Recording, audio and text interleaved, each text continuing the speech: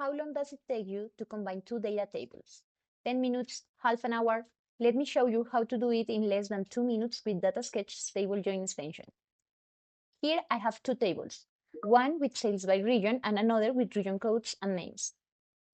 I just need to load my files.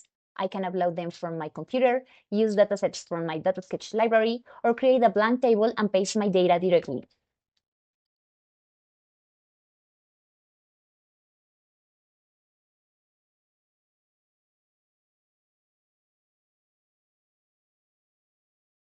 In seconds, the extensions automatically detects the common fields, in this case, the region column, and suggests how to join the tables.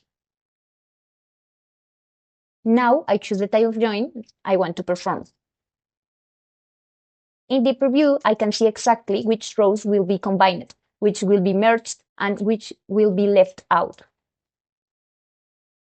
In seconds, I get a unified dataset ready to use. Now I can view my sales data with the complete regional information.